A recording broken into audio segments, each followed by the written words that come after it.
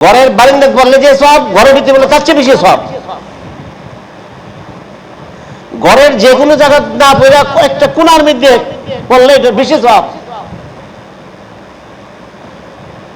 এইসব কথা শোনার পরেও আমার প্রশিক্ষণ নিয়ে অনেক মহিলারা 5 ওয়াক্ত নামাজ পড়তে মসজিদে হারামে যায়, আর ধাক্কা ধাক্কি আবার হারাইও যায় মাশাআল্লাহ।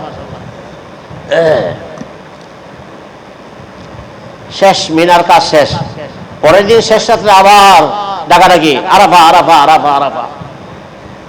আসলে মিনার থেকে নবীজি সাল্লাল্লাহু আলাইহি সাল্লাম সূর্য ওঠার পরে 9 জিলহজ, আজকে 9 জিলহজ ফজর নামাজ পড়ে সূর্য ওঠার পরে তারপরে রওনা দিয়েছেন আরাফার বাতে। দেখি দেখুন, বাস পর্যাপ্ত পরিমাণ নাই, এই কারণে শেষ রাত্রে থেকে নেওয়া শুরু করে।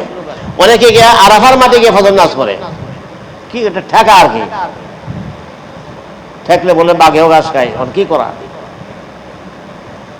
বাকি আমি চেষ্টা করি ইচ্ছা করে পিছিয়ে থাকি, প্রথম বাসগুলোতে উঠি না। আমি জানি এই বাসগুলো আবার ফিরে আসবে সকালে, কারণ আমার নবীর সুন্নতটা যাতে ফাঁকে দেয় আদায় হয়ে যায়। নবীজি সাল্লাল্লাহু আলাইহি ওয়াসাল্লাম ফজরে পড়ে গেছেন, আমিও ফজরে পড়ে রওনা দেব।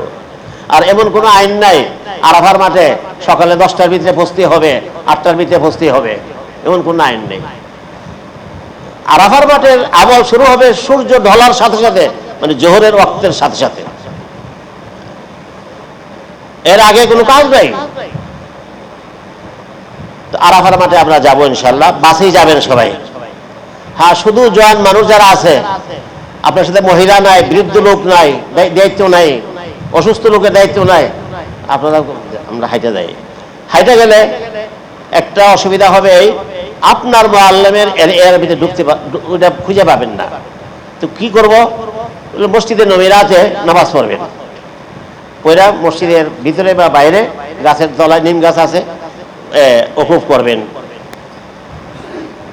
তওবা ইস্তেগফার কান্নাকাটি করবেন। আবার সন্ধ্যার পরে এখান থেকে মুজদালিফা এসে পারবেন। আর বাকি সবাই বাসেই যায়।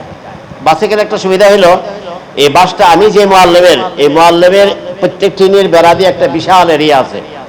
এই এরিয়ার ভিতরে এই মুআল্লিমের কয়েক শত তাঁবু আছে। এই তাঁবুতে ঢোকার একটা গেট আছে, এখানে বাসটা থামবে, আমরা এখানে ঢুকতে পারবো। আর আরাফার ময়দানের তাঁবুতে আগে যে কোনো তাঁবুতে ঢোকা যায়, এখন গত 2-3 বছর দেখতেছে না তাঁবু নির্দিষ্ট করা থাকে, সেই তাঁবুতে ঢুকতে হবে। যাই হোক, আরাফার মাঠে আমরা গিয়ে পৌঁছবো ইনশাআল্লাহ। যদি ফজরের আগে বা পরে গিয়ে পৌঁছেন, ওই ব্যবস্থার কারণে, অপব্যবস্থার কারণে, তাহলে কি করবেন, তাঁবুতে গিয়ে ঘুমান। সকালে চিরা, ব্যাগের ভিতরে চিরা আছে, গুড় আছে, খিদা লাগলে খান, খাইয়া ঘুমান। কোনো আমল নাই, কোনো কাজ নাই।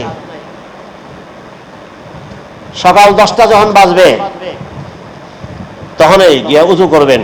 অনেকে গোসল করে, গোসল করার জন্য আলাদা জায়গা নাই, পর্দার ব্যবস্থা নাই। কেমনে করে, পাইপ আছে না, পাইপ দিয়ে গোসল করে। শুনছে আরাফার মাঠের গোসল করা মুস্তাহাব, এই জন্য মুস্তাহাব করতে গিয়া ওই এহরামের কাপড়টা যখন ভিজে যায়, হাজার হাজার মেয়ের সামনে, তো ফাঁসা টাসা যেগুলি লজ্জাস্থান ঢাকা, এগুলো সব ভেসে ওঠে। ফাঁকরি বান্ধা সুন্নত, কিন্তু লুঙ্গি খুললে না, বুঝা আসছে?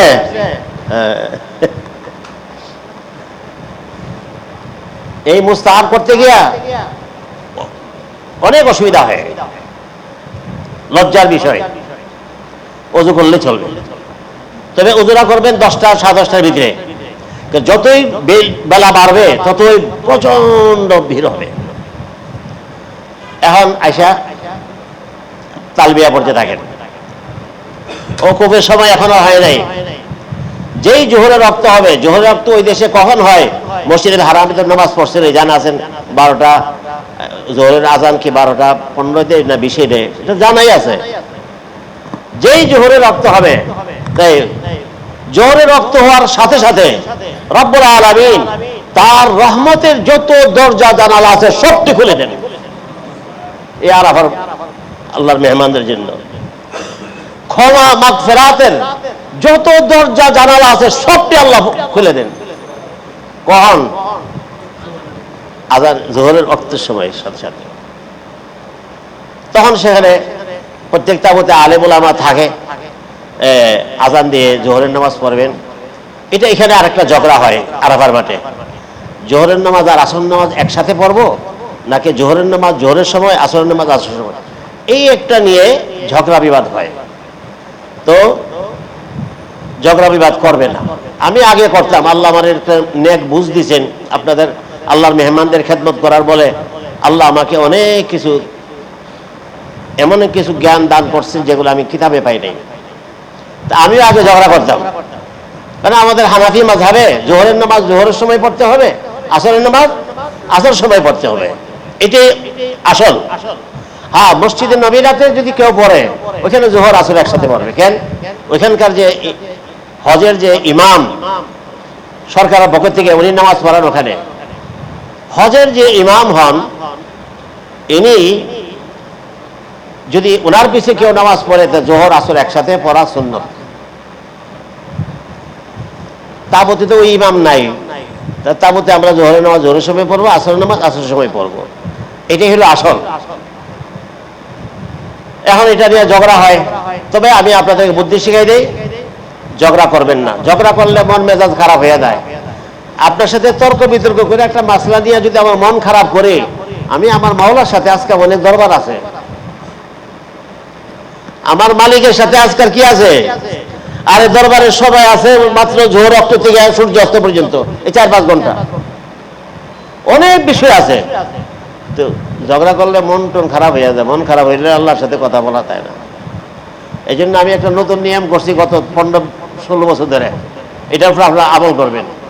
আমি বলি কি, আপনারা যারা তর্ক করেন না ভাইয়েরা, যারা জোহর আসর একসাথে পড়তে চান পড়েন, আমরা একটু পরে পড়বো, পড়েন, তর্ক করেন না, এত শক্ত হলে পড়েন। যারা পড়ে নেয় এরপরে 10-15 মিনিট পরে আমি পড়ে, আশেপাশের তাবুত থেকে আসে অনেকে জানে, যারা আলেমদের সাথে যার গভীর সম্পর্ক, তারা হক্কানি আলেম একজন খুঁজে, তারা এসে তারপরে আমরা জোহরের নামাজ পড়ি। জোহরের সময় 2 ঘন্টা 2.5 ঘন্টা পরে আসর রক্ত হইলে আবার আসরের নামাজ আজান দিয়ে পড়ি। বা ঝগড়া করেন না, কেউ পড়তে ছেলে পড়ুক, তর্ক করবেন না, বোঝা আসছে? এটা তর্ক করার জায়গা না, মাসলা দেওয়ার বা মাসলা শিখার জায়গা না। মাসলা শিখলে দেশে এসে আলেমদের কাছে যাও।